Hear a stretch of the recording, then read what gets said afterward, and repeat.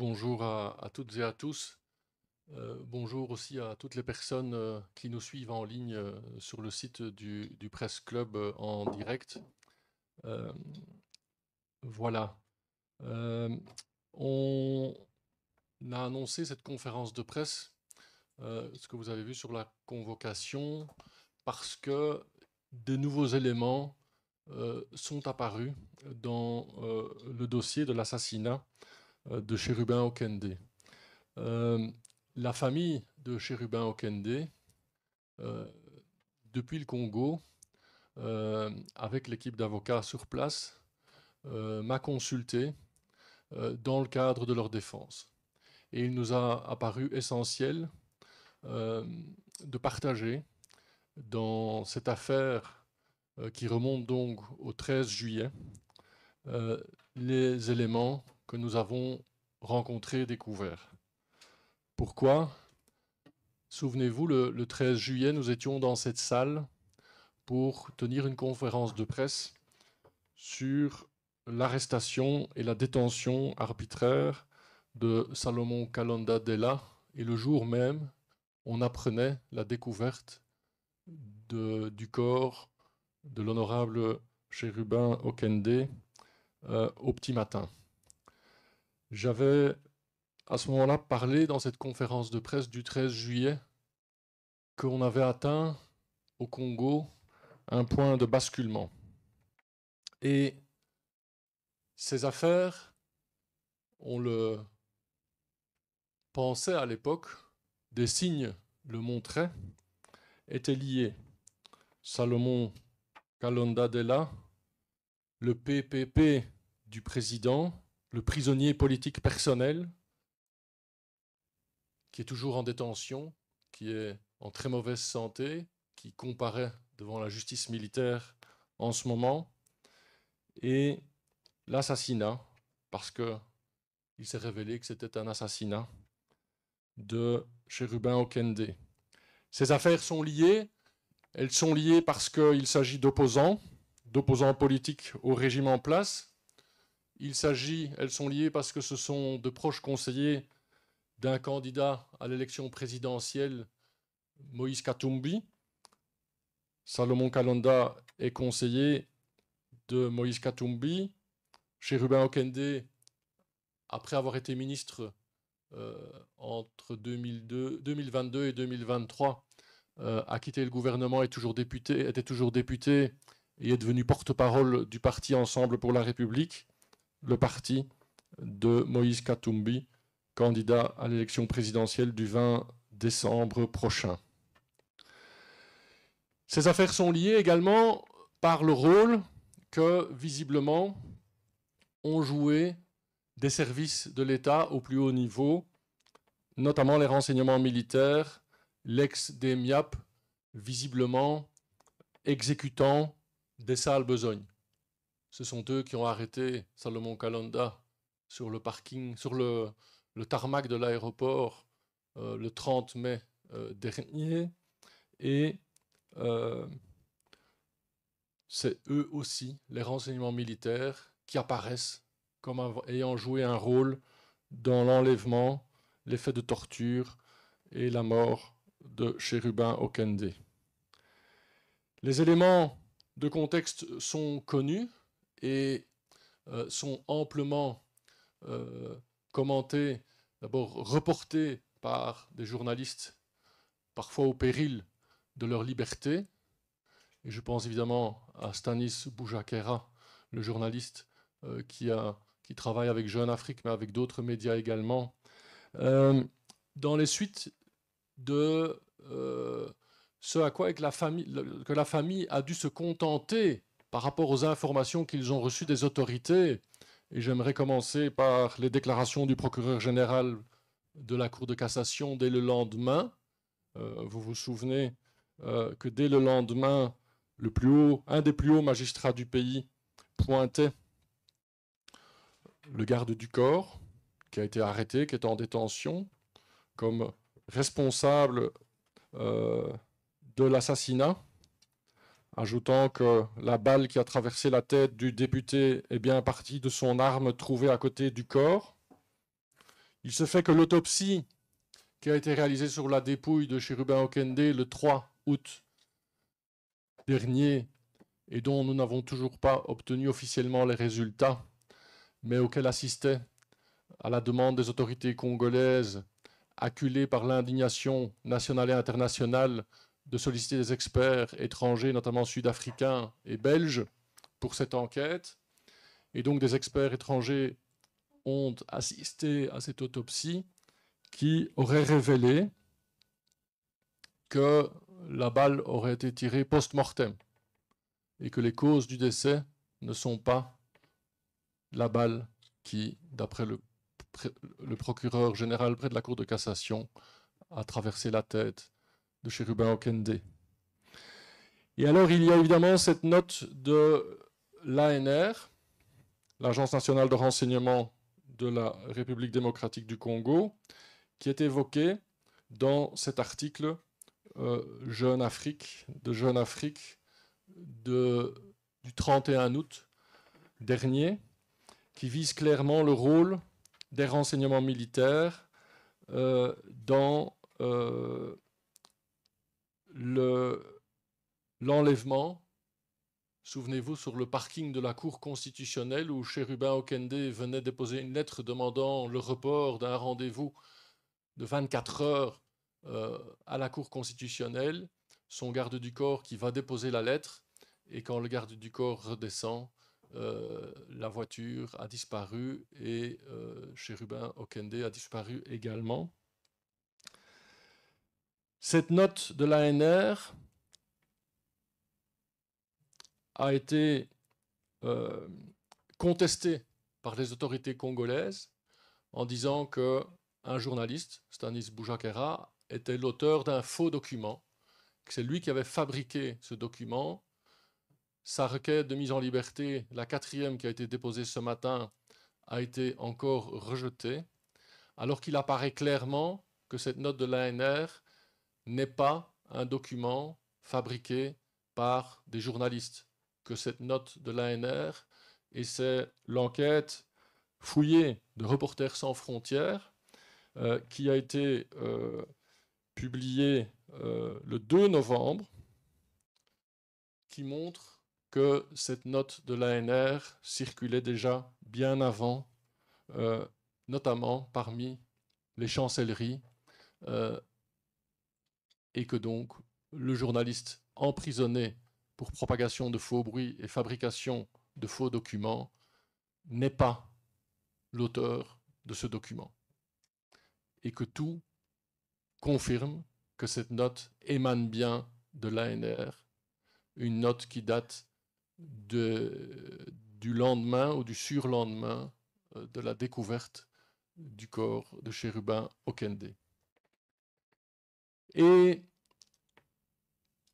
à la tête des renseignements militaires, et c'est le premier et le principal élément que nous souhaitons révéler et qui a justifié le fait que la défense de la famille de Cherubin Okende s'internationalise, c'est qu'à la tête des renseignements militaires se trouve depuis octobre 2022, nommé par le président de la République,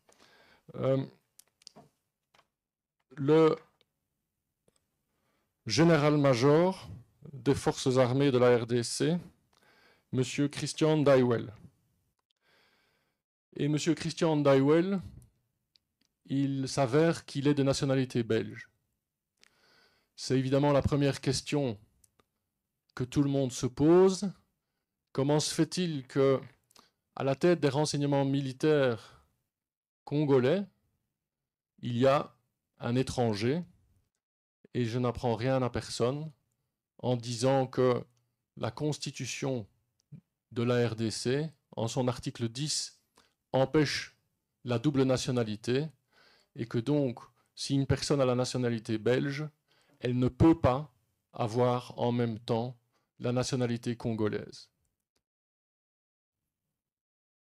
J'ai envie de rajouter un petit commentaire personnel, c'est que si les renseignements, les services de renseignement, des services de renseignement efficaces aurait pu découvrir encore plus facilement que moi cet élément, qui est quand même un élément fondamental d'avoir à sa tête un ressortissant étranger.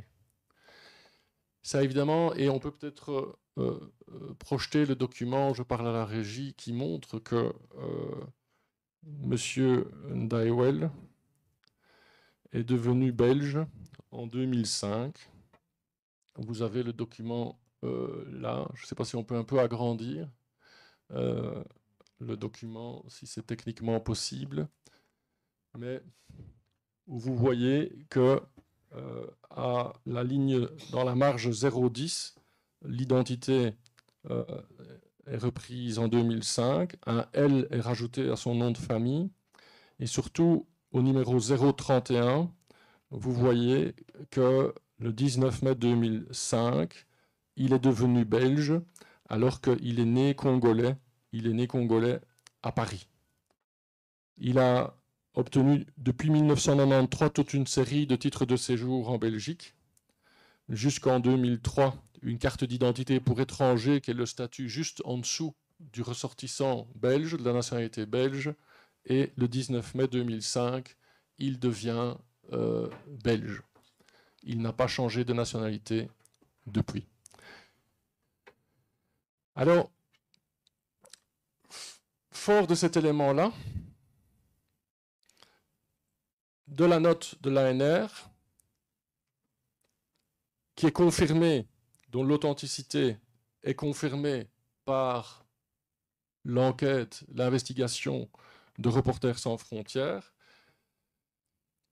eh bien, nous sommes en présence d'un ressortissant belge qui est suspecté d'avoir joué un rôle comme auteur, co-auteur, complice ou commanditaire de crimes graves commis à l'étranger. Et la législation belge est ainsi faite qu'un auteur d'un crime grave, un auteur belge d'un crime grave à l'étranger peut être poursuivi devant les juridictions belges qui sont donc compétentes pour juger le crime. C'est ce qui a poussé les membres de la famille de Chérubin Okende qui m'ont consulté de voir, face à l'inertie des autorités congolaises dans l'enquête autour de l'assassinat de leurs proches, de Chérubin Okende, de voir si une plainte pouvait ainsi être déposée en Belgique pour que une investigation et une enquête sérieuse puissent être menées. Et c'est ce que nous avons fait. Et voilà l'autre élément, c'est que nous avons déposé une plainte avec constitution de partie civile, une plainte pénale avec constitution de partie civile, entre les mains du juge d'instruction du tribunal de Bruxelles, sur base de cet élément-là. Auteur du crime suspecté est un Belge qui a son rôle, comme je l'ai pointé, sur base des éléments dont nous disposons, et qui rend donc la Belgique compétente sur base du code d'instruction criminelle, avec tout un développement, la plainte fait 9 pages, avec tout un développement juridique sur la compétence de la Belgique pour poursuivre un Belge qui est suspecté d'un tel crime commis à l'étranger, que ce soit, comme je le disais, comme auteur, co-auteur, complice ou commanditaire. Cette plainte pénale a été déposée entre les mains d'un juge d'instruction, donc n'exige pas, comme le prévoit l'article 6 du Code d'instruction criminelle, quand le crime, et je lis l'article 6, pour être poursuivi en Belgique, tout Belge qui, hors du territoire du Royaume, sera rendu coupable d'une violation grave du droit international humanitaire. Les crimes graves du droit international humanitaire sont notamment les crimes de guerre. Le crime qui a été commis s'inscrit dans ce contexte de guerre que connaît le Congo. On connaît le contexte de guerre.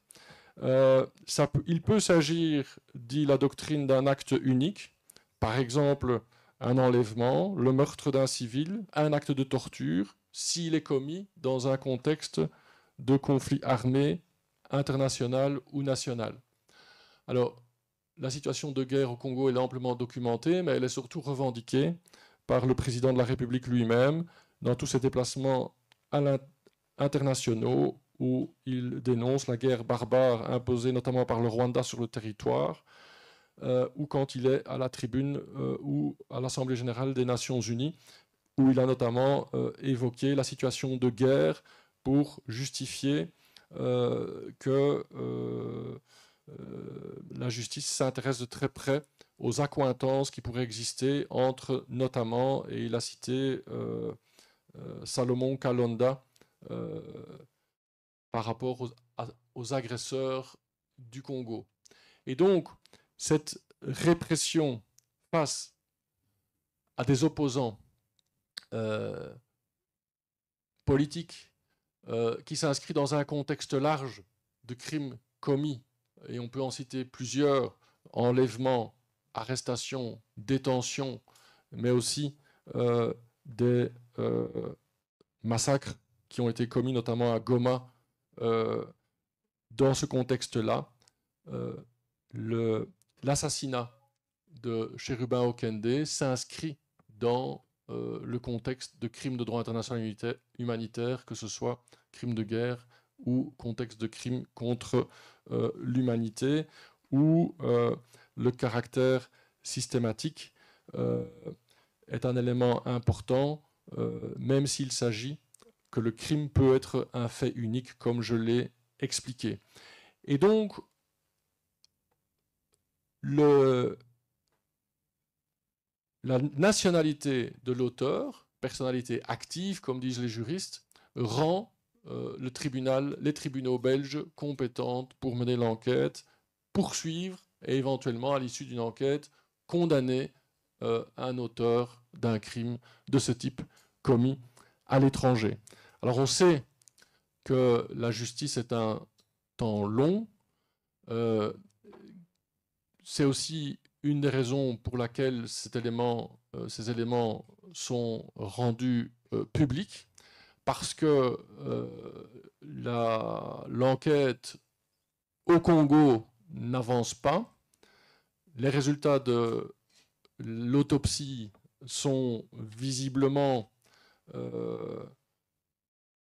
un secret d'État. Et nous, un des premiers devoirs que nous avons sollicité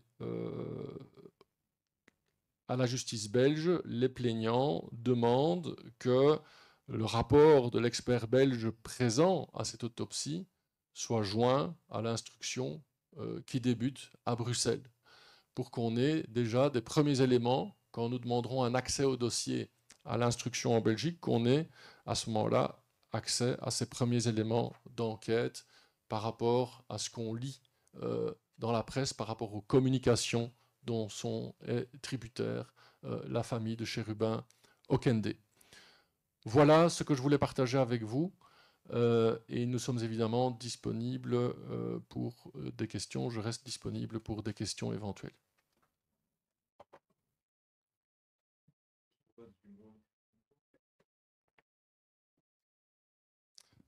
Oui, si vous pouvez vous présenter et parler au micro, comme ça ceux qui nous suivent en ligne peuvent également suivre. Jean-Pierre Strobans, le correspondant du Monde.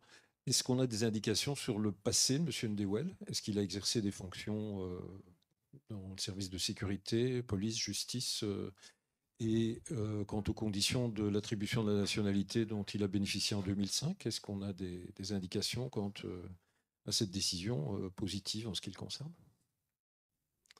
Alors, sur son passé, j'avoue que je n'en sais pas beaucoup plus que ce que les sources ouvertes dans les médias disent, et qu'il a un parcours au sein des forces armées de la RDC. Je sais qu'il a été nommé en octobre 2022 dans le cadre de toute une série de désignations au sommet des appareils, et je vais essayer de retrouver, si vous avez une minute, ce que...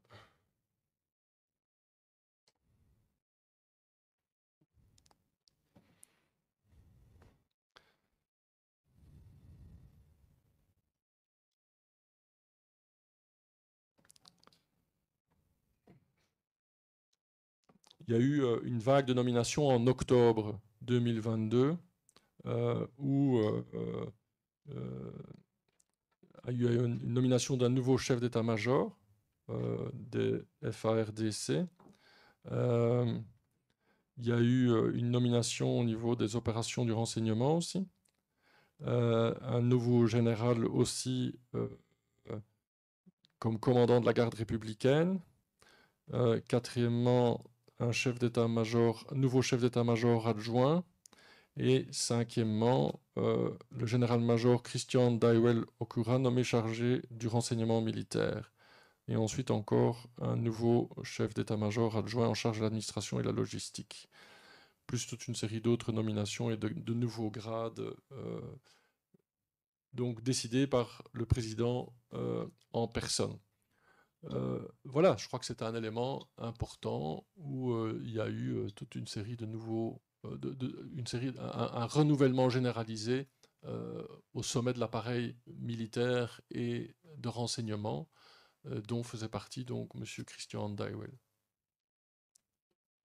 Et alors, sur les circonstances de l'obtention de la nationalité belge en 2005, on peut déduire que son long séjour en Belgique de 1993 à 2003, avec du passage d'une carte d'identité provisoire vers une carte d'identité définitive et la carte d'identité pour étrangers, lui a permis d'accéder à la nationalité belge en 2005, où à l'époque la législation belge permettait à une personne qui avait 7 ans de séjour légal, si il était durant cette période en séjour légal, d'accéder à la nationalité belge, sans autre condition.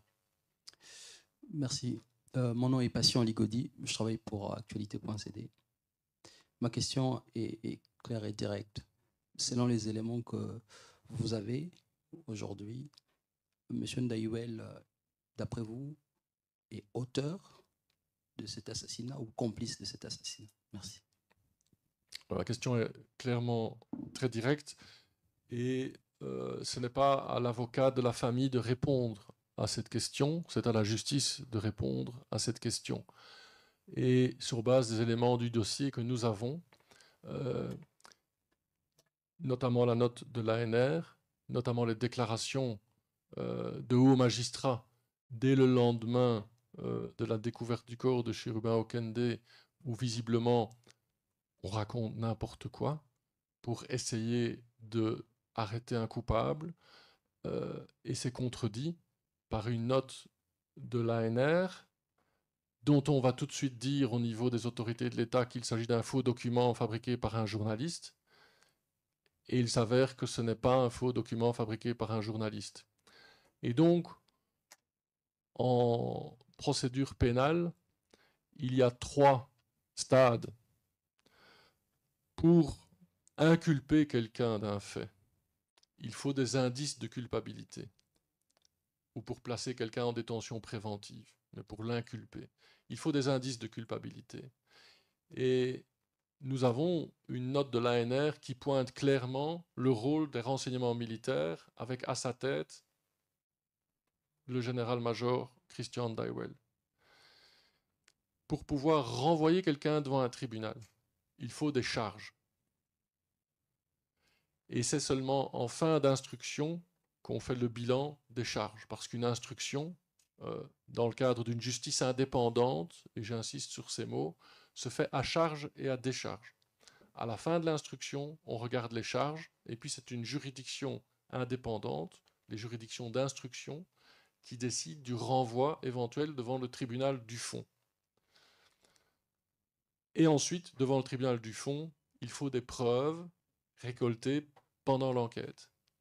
Et il faut aller au bout de ce processus, évidemment, avant de déclarer quelqu'un coupable.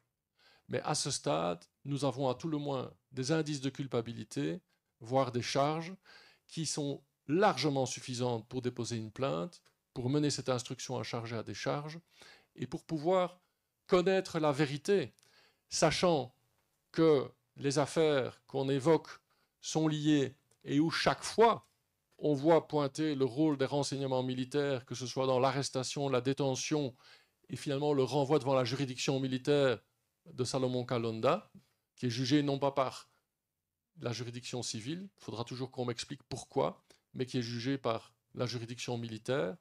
Et ici, de nouveau, les renseignements militaires, l'ex-DEMIAP, qui est pointé par une note, pas uniquement un travail de journaliste, pas uniquement une dénonciation d'un défenseur des droits humains ou d'un avocat, mais par une note de l'ANR, dont on nous dit d'abord que c'est un faux document fabriqué, et où il apparaît ensuite que ce document émane bien de l'ANR. Alors peut-être qu'au niveau du contenu, tout n'y est pas, mais c'est à tout le moins un indice de culpabilité, une charge qui justifie qu'on aille au bout de cette enquête.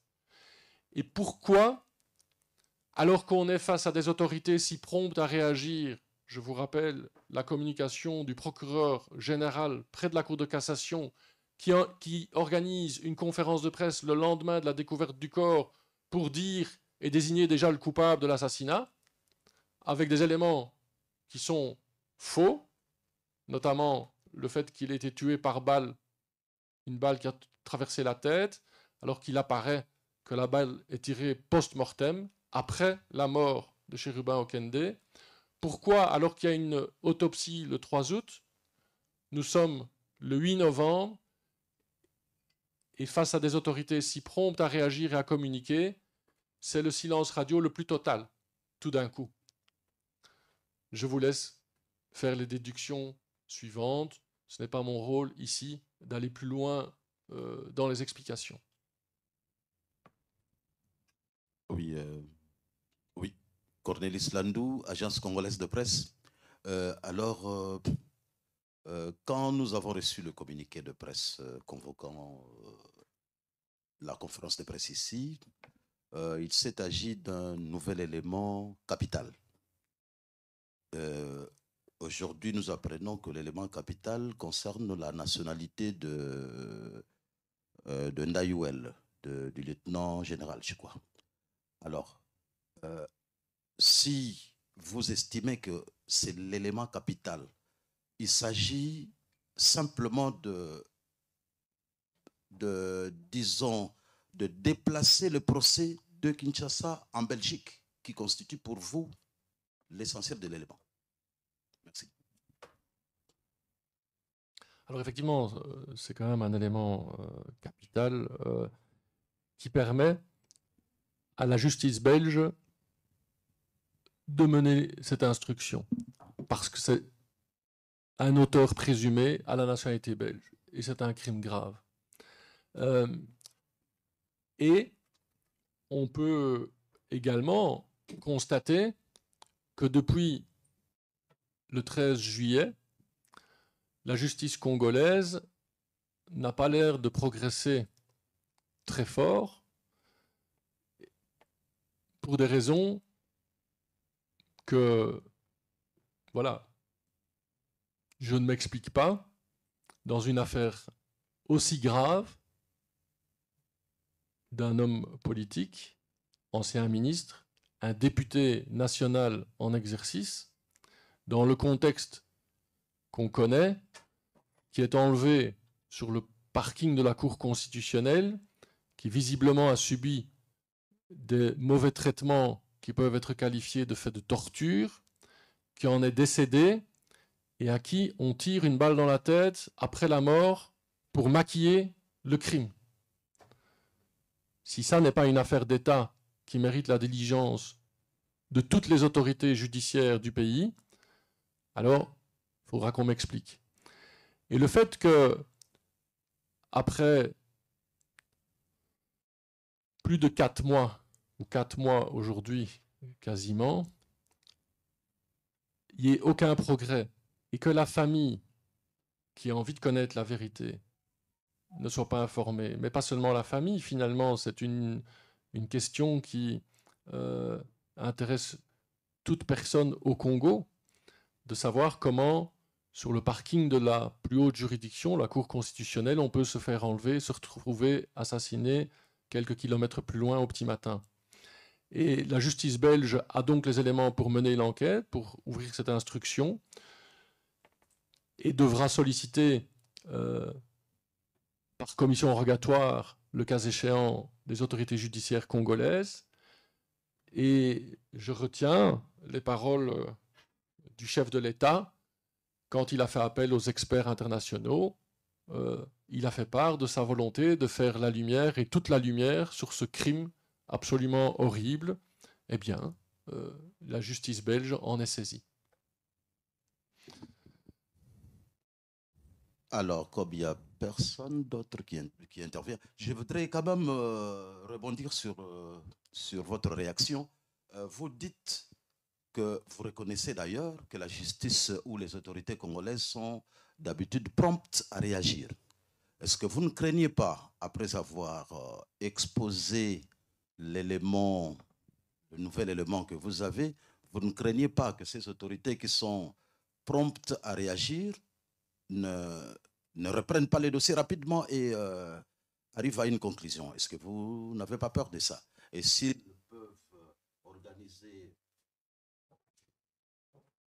peuvent organiser rapidement un procès, est-ce que ça ne coupe pas les pieds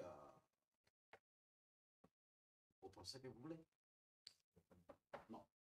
Nous souhaitons que justice soit rendue. C'est ça le souci de la famille. Le souhait de la famille, c'est que justice soit rendue, qu'ils puissent savoir qui a exécuté les faits, qui a assassiné le mari, le fils, le père, le frère, qu'est Chérubin Okende. Et si l'internationalisation du dossier permet aux juges congolais de prendre leurs responsabilités et de travailler et de mener une instruction sérieuse et impartiale en toute indépendance au Congo, la famille s'en réjouira. Et moi, en tant qu'un des avocats de la famille, je m'en réjouirai aussi, parce que le but, c'est que la vérité soit connue et que les auteurs du crime soient jugés. C'est ça qui est important. Et que ce qui se passe actuellement autour de ce dossier, et des personnes présentes dans la salle peuvent en parler mieux que moi, et je vise l'arrestation et la détention notamment d'un journaliste qui fait son métier de manière admirable depuis des années et qui est arrêté, qui est mis en détention sur base de fausses accusations dont il s'avère que les accusations sont fausses, à savoir qu'il aurait fabriqué un faux document, et qui reste malgré tout détenu. Eh bien là, je pense que le pouvoir congolais aura des explications à donner sur la justification et les raisons pour lesquelles ce journaliste reste toujours derrière les barreaux. Et je l'ai dit dans une vidéo de soutien à Stanis Boujakera, que je ne connais pas personnellement, mais en arrêtant ce journaliste, c'est la liberté de la presse dans son ensemble qui est atteinte, la liberté de la presse, la liberté d'expression, et on sait que sans cela, sans liberté de la presse, sans liberté d'expression, il n'y a pas de démocratie. Et donc le message des autorités congolaises, en arrêtant et en maintenant en détention, depuis, je vous le rappelle, le 8 septembre, Stanis Boujakera est détenu depuis le 8 septembre, en le maintenant en détention avec une décision de justice tombée ce matin, eh bien, c'est un scandale d'État. Tout ça, c'est dans le cadre de l'assassinat de Chérubin Okende. Alors, le général-major Ndaiwel, c'est le fils de l'historien très connu, Isidore Ndaiwel Enziem. Il est militaire depuis 1989 dans les forces armées zaïroises. Et il est entré au quartier général des forces armées de la République démocratique du Congo dès leur création en 2003. Il est devenu major en 2004 et puis il a gravi les échelons, général de brigade en 2018. Il travaille au ministère de la Défense, promu général-major en juillet 2020 et effectivement en octobre 2022, sous-chef d'état-major général des FARDC, en charge des renseignements militaires. il a succédé à Delphine Kaimbi, qui est décédée en février de cette année-là. Oui, maître Pierre Benazet de RFI. Vous disiez que vous vous réjouiriez s'il y avait une procédure en cours qui s'ouvrait à Kinshasa. Vous évoquiez à l'instant l'affaire de Salomon Kalanda. Vous n'avez pas des craintes qu'on puisse se retrouver dans une situation similaire de justice d'exception? Si je dis que je me réjouis d'une procédure au Congo, c'est dans l'hypothèse et l'exigence que ce soit une enquête impartiale, indépendante, sérieuse, et clairement, dans le dossier de Salomon Kalanda auquel vous faites référence, et dont je suis aussi un des conseils, c'est tout le contraire qui se passe. C'est une juridiction d'exception, c'est la justice militaire, avec moins de garanties, droit de la défense. Il est détenu, il est malade, sa vie est en danger, et la justice militaire continue d'audience en audience. Prochaine audience est annoncée sous forme foraine, hein, c'est-à-dire que la cour militaire va se déplacer à l'hôpital où il est soigné, où il est sous respirateur. Voilà, c'est clairement pas ce type d'enquête et de procédure en justice comme celle dont est victime Salomon Kalanda que je souhaite.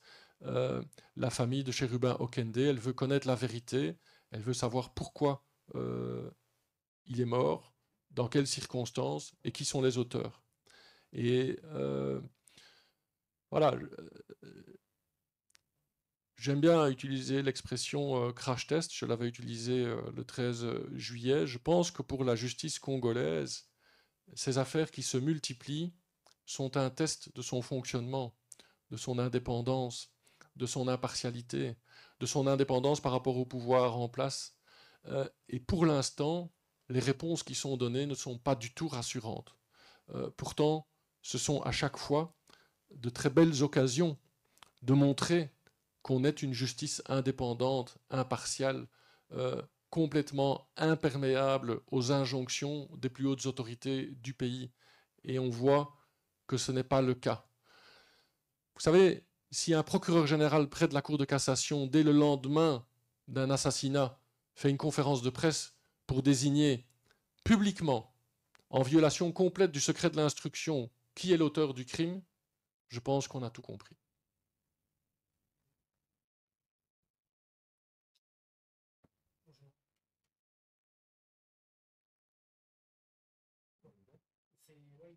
Je suis Chérif Abdou, je suis blogueur politique.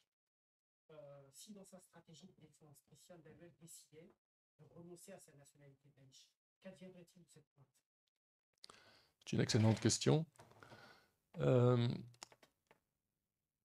J'ai vérifié encore avant la conférence de presse et il est toujours belge. Mais la réponse à la question, c'est que c'est au moment où le crime est commis, évidemment.